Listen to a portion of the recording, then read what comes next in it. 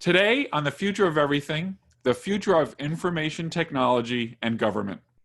So we are constantly reminded of the great power information technology can provide. Information technology, AI, big data, these are all associated with the hardware, software, and internet companies that have become giants in our economy, really globally. Google, Apple, Facebook, Microsoft, we all know the list.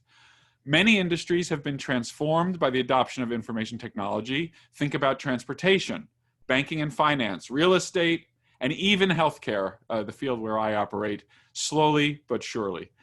The changes have raised challenges to governments, and the challenges to governments are really, in my assessment, twofold. First, the government must look internally to figure out how to use information technology to make its processes and procedures efficient and effective. At the same time, of course, democratic governments must respect the privacy, confidentiality of their citizens, adhere to principles of justice and fairness, and allow freedom and autonomy for the citizens. The second challenge is that government also has a role as a regulatory body. In the US, government regulates the financial sector, medical products, transportation, and many other areas. What is the right level of regulation? Who should decide if and when a single company has become too big, too dominant, and is threatening competition, progress, and maybe even freedoms? Some of us remember that in 1982, the phone company, Bell Telephone, was a single company that provided all phone service throughout the United States. The government decided that this was not a good thing and broke it up into regional companies in a way that was absolutely unthinkable a few years before. Bell Telephone had funded the most advanced laboratories, Bell Labs, where many Nobel Prizes were won, and it had produced great advanced technologies, arguably a great asset for the country, but evidently the government didn't think it was worth it. So now fast forward, we're in 2020. How difficult is it to imagine regulating or even breaking up some of these large information technology companies that are leading in product service and also R&D? Is everything fine?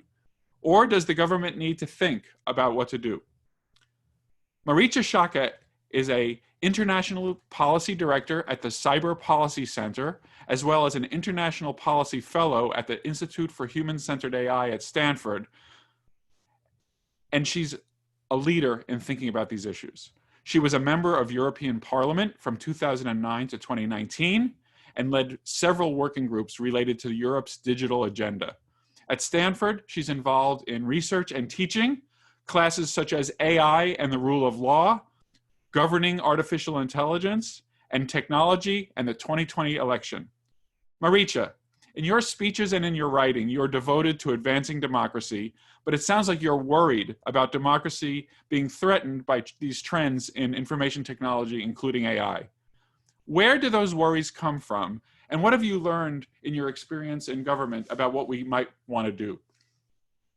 Well, first of all, thank you. It's so good to see you. And I'm sad that we can't be on the vibrant and sunny Stanford campus together where we can have coffee and talk about these topics face to face.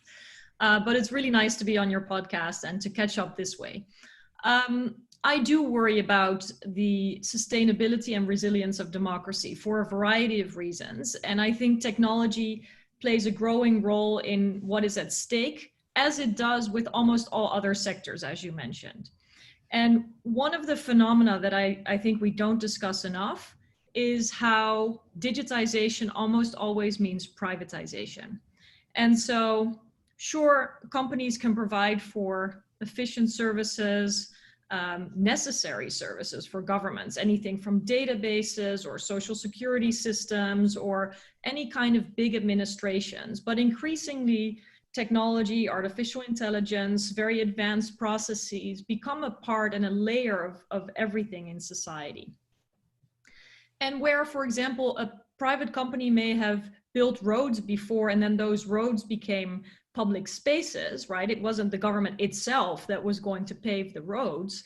Right now, when a tech company paves the digital roads, it still retains access to the data and it doesn't ever really become a public space.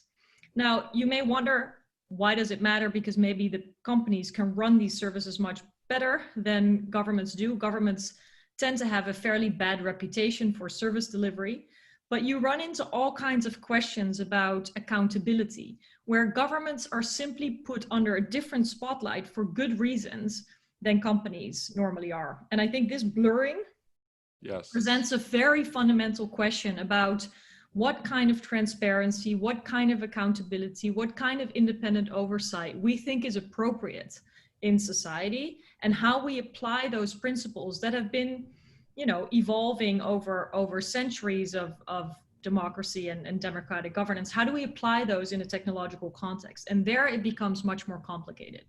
So you talked about how governments have been doing this for centuries, and I mentioned briefly the Bell Labs and Bell Telephone. Is this challenge from digital economy and digital technologies, is it unprecedented, or can we look back in history and see similar challenges and kind of take some strength and some guidance from those previous situations? I think we can take a lot of strength and guidance from the way we've been dealing with regulation as such. I mean, the tech sector has been relatively under-regulated. And so we hear a lot of squeaking and shouting from companies when they are facing regulation. It's allegedly stifling innovation, and some people think that Europe is particularly harsh on tech companies. But I think it's good to remember that anything from pharmaceuticals to automobiles to food and drinks, it's regulated not to harm those industries, but to make sure that consumers can safely, take a medication or eat something for dinner or drive the car. And so we must focus again on the very principles that we think should not be disrupted by technology, but that may actually visibly and invisibly, intendedly or unintendedly, be at stake because of this massive and, I would say, unprecedented situation that digitization brings. Because there may have been very powerful sectors before, but they were also met with oversight and more competition in the case of telecoms operators. There was a trend that in Europe is to some extent still ongoing of denationalizing them, basically taking these companies out of the hands of the state and creating a market for them, more competition. And the belief is generally that more competition actually leads to innovation, but it only works when the competition is fair. And in order to know whether someone is treated fairly or not, they would have to have some kind of visibility of how they're treated. And I think that this, whether you're a person using Google or whether you're a company that feels like Google is ranking your results unfavorably and unfairly, or whether you're a company that has a different product and is taken over by a merger or acquisition, your access to information is vital to claiming your rights. And on a macro scale, this is true too. If people are not aware of harms, they will not demand regulatory change. So you're in on that note. By the way, this is The Future of Everything. I'm Russ Altman. I'm speaking with Marietje Schaake, and we're talking about government and digital technologies. You're in a very unique position. You're in a unique position because you've spent a lot of time in the US, both in college and recently in Silicon Valley, but you're, of course, were part of the leadership of Europe. Is there a different sensibility in the United States and in Europe? And is it significant? And what can we learn? Because we share so much history and culture that seems to be this divide, but I don't want to claim it unless you can confirm that there is this very different way of thinking about these issues. I do think there is some difference, a cultural difference, one might say, where I think generally speaking, Americans tend to trust the market more or companies more, and Europeans tend to look to government more. But that is not so much because they blindly trust governments. In fact, in very recent history in Europe, governments were actually spying on people, repressing people, and that is a very fresh memory people have. Mm-hmm. But because of that dark history, the safeguarding of rights, the enabling of freedoms through benchmarks and rules of the road, the anchoring of rights and accountability mechanisms are appreciated by people. I've often thought back in the context of technology of a very, very troubling situation that we went through in our country, here in Amsterdam, in fact. The Dutch were very proud of their highly efficient dealing with census type information. So in terms of a population registry, the Dutch were among the most advanced. Then, despite the claim of neutrality in World War II, the Nazi forces occupied the country and gained access to these registries. And Yes. because they were so efficient, so well documented, so well done and innovative, it was easy for these repressive forces to find exactly where Jewish people lived. And the second largest percentage of Jews was murdered in the Netherlands. And it is a horrible memory of history. But the point is, sometimes when you look through the lens of efficiency and precision and well-documented preservation of data, you may see a very different picture than when you look at the same system with a lens of risk and what could happen if they get abused, if it turns against minorities, if they fall into the wrong hands. And I think that that sort of more risk-based look on what technology can also do is probably more present in Europe, maybe because of history, maybe because of other reasons. But I would say that the worst case scenarios are also to be considered. So yeah, that's a very sobering story. And I wanted to ask on this note, because there seems to be a political will in Europe. One of the things, and I don't want to get into the weeds, but there, as you know very well, there's a regulation called GDPR, which is a broad digital set of protections for citizens in Europe. For those who are not familiar with it, it's probably responsible for many of your requests to accept things on websites, because in the last couple of years, everybody who has an international business, which might include European customers or participants, has had to get permission for like tracking and stuff. And so people have been seeing these I accept things at the bottom of the screen. I presume that the political will to make this kind of regulation came from these impulses. And we're not yet seeing it in the United States, although people are beginning to grumble about it. And I was wondering if you can give us a sense of how advanced do you think that urge is in America? And as somebody who's a little bit of a distance from America, do you see us going this direction, or is this just not something that you see happening? Yeah, so I think the General Data Protection Regulation is another good example of a law that is maybe best known for how it's binding companies to certain standards of data protection, but it also binds governments. So if a European government mistreats the data of people, it gets fined similarly to how a company can get fined. So it's maybe good to remember for Americans who think that the regulation is only of the market. No, the standards also apply to governments. So do I think that this is something that is being understood and appreciated in the United States? Yes, increasingly so. And it's best exemplified by the California Privacy Act. And actually, in quite clear terms, people were inspired by the European law. Now, what's ironic is that politically, and I was serving in the European Parliament when this law was debated and conceived and voted on, the argument was very much that this data protection regulation needed to also rein in the big tech companies, because there was a broadly shared concern that they were basically becoming too powerful and had too much agency over people's personal data. And I think that's still the case.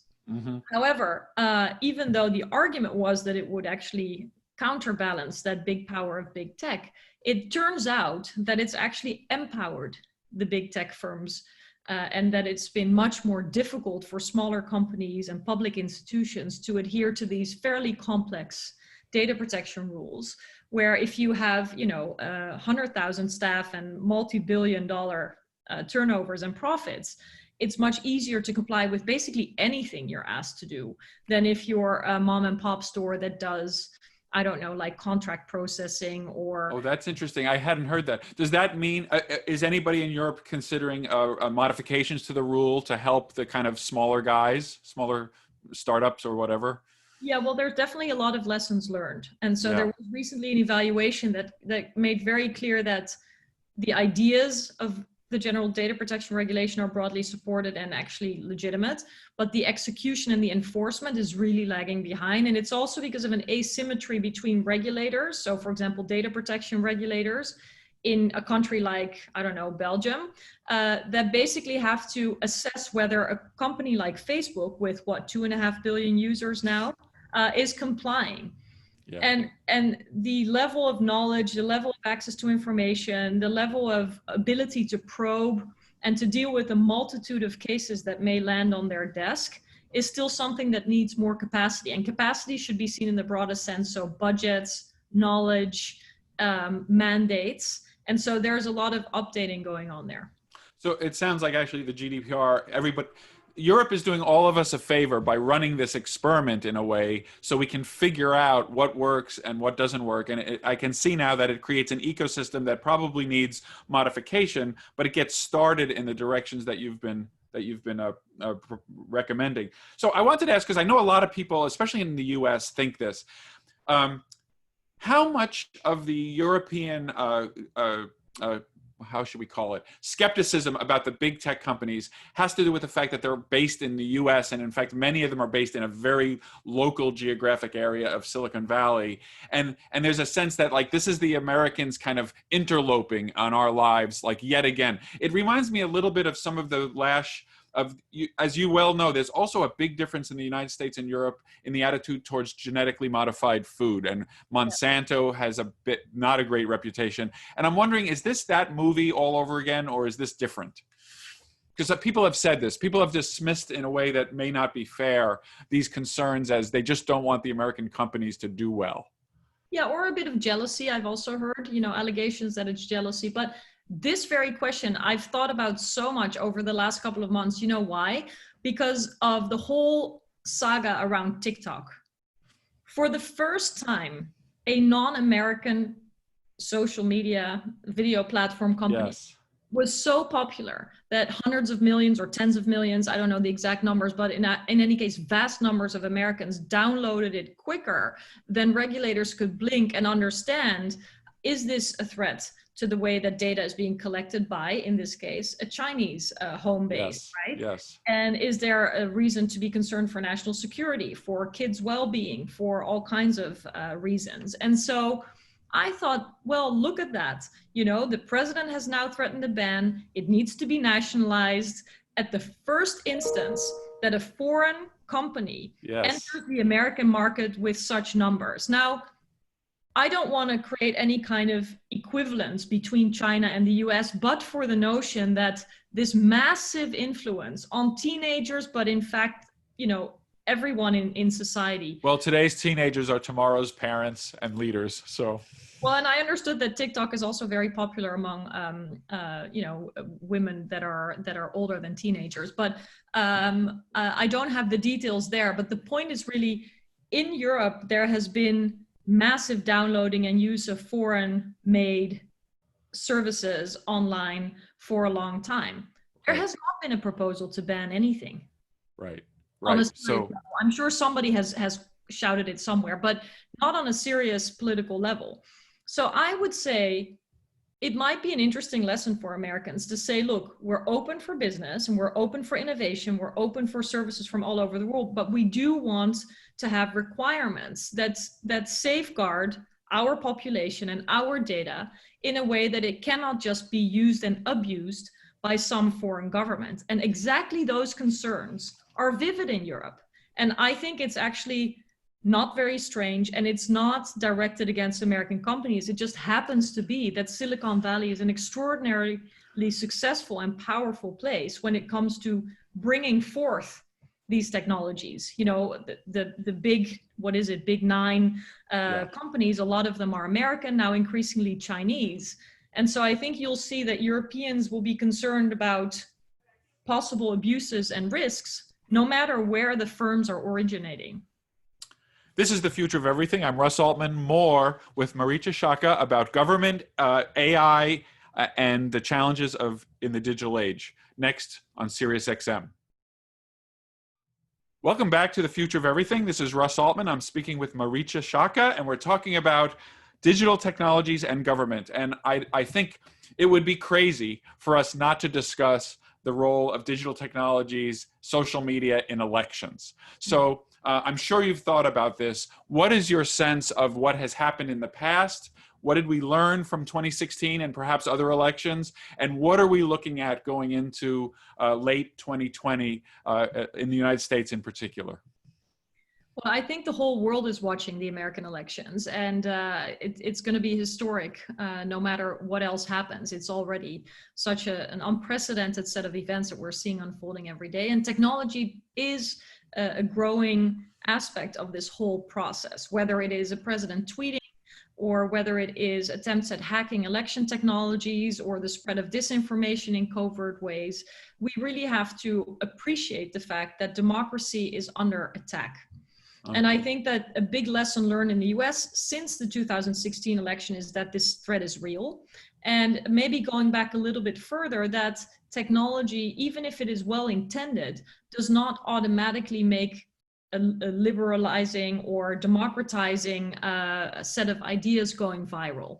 And the promise from Silicon Valley, I guess, was very much that without intervention, the best outcomes would be harvested. And clearly, that's not the case. There's a real need to preserve democracy, to improve democracy and engagement, and to make sure that it is not eroded either from the outside or from within increasingly. And so I think it is fair to say that the widespread availability of connected devices, social media, has also created new vulnerabilities that have been exploited faster than they've been protected against. Yes, and so, I think many of us were shocked at the cleverness and the kind of behavioral science know-how that went into the early attempts to manipulate elections. Really sophisticated and kind of unbelievably thoughtful in terms of behavioral science and how to modify people's behaviors. So that's really interesting. Just going back a little bit to the first part of the program where we talked about historic lessons in Europe. I think for a lot of Europeans, this is not so surprising because they actually lived under Stasi, which was the domestic intelligence service that was spying on people in Germany when it was still communist. And so this idea that there are very sophisticated, manipulative, propagandist methods available if you wish to deploy them is something that I think we can see throughout history. I think there was just a huge naivete about whether those means would be deployed in America and whether they would be exposed. And yes. I think the challenge there is to, on the one hand, tackle the harms and prevent the erosion of the very rights of people to, participate in the democratic process and to make their own choices, which this really touches on the fundamental notion, philosophical foundation of liberalism, which is that you make your own choices. But if you're very much manipulated, we can really wonder what's left of that freedom to choose and also freedom to vote, right? Yes. And so I think there's a huge waking up happening in America. I hope that the measures taken are fast enough, especially in light of people who are sowing distrust in the electoral process on a daily basis, including the president, unfortunately. So let's think about those measures, because you could imagine a couple of different interventions. There could be governmental interventions and there could be companies. In the setting of a 2020 election, and here we are in the late summer of 2020, it seems to me that we have limited options. And it seems like, in fact, we're going to have to trust the companies to do at least some of these things, because the government has not set up the infrastructure. And as you just kind of alluded to, doesn't really even show, at least at the federal level, any inkling towards leadership in this area. What can be done? What should be done? And is it happening? Well, I am hopeful about a couple of grassroots initiatives where actually a lot of our colleagues at Stanford are very involved. So there are initiatives between researchers and tech companies to have sort of real-time watching of manipulation and what is called coordinated inauthentic behavior and disinformation spreading. And yes. So I think that those are helpful, at least, better than nothing. The challenge is, though, that there's so much polarization that there's almost no messenger that is trusted across the board anymore. And so I could also imagine that there would be a sort of commission of national interest that has people from both sides of the aisle with different expertises in electoral processes, in technology, perhaps in public health, because we're now having to deal with our democratic rights amidst a pandemic and the need to be careful about public health.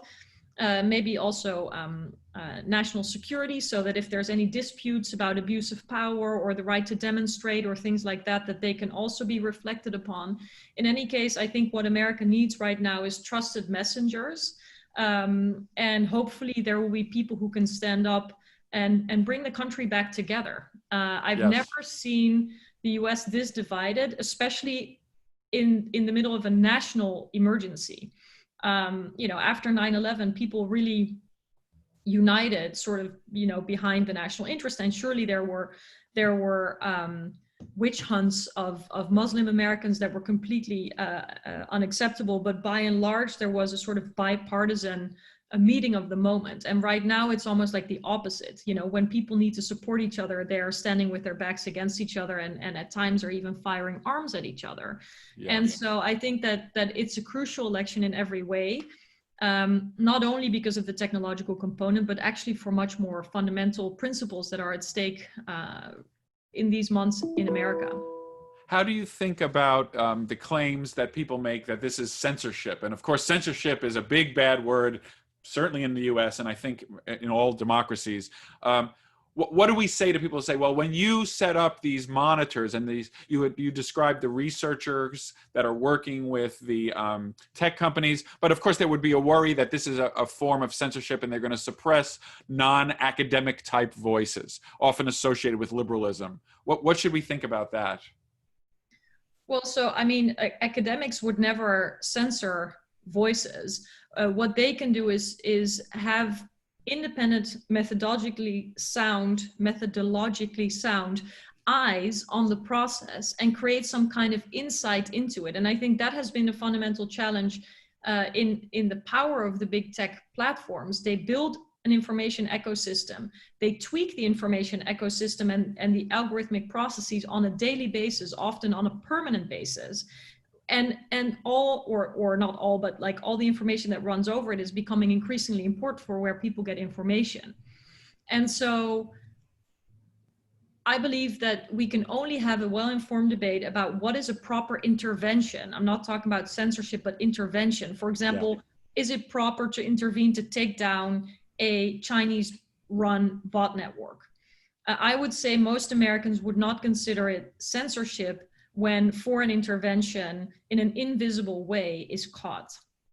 But it also requires more clarity of laws on political ads, laws on ads in general, laws on the protection of sensitive categories like minorities or others that are now sometimes deliberately targeted with micro-targeting, which is, first gathering a lot of data on people and then tweaking messages to target them exactly on the points that they're sensitive to in ways that if it happens to us, we wouldn't even know. And the question is that acceptable? Is that acceptable for political ads?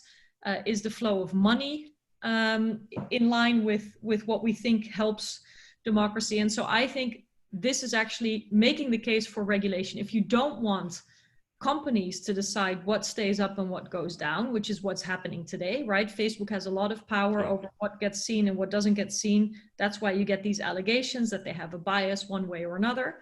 If you don't want that, then we need to update the rules on a sort of rule of law based notion with independent oversight, where if you're unhappy, you can complain and your rights are protected too. Well, this has been The Future of Everything. I'm Russ Altman. If you missed any of this show, please listen on demand anytime with the SiriusXM app. Thank you.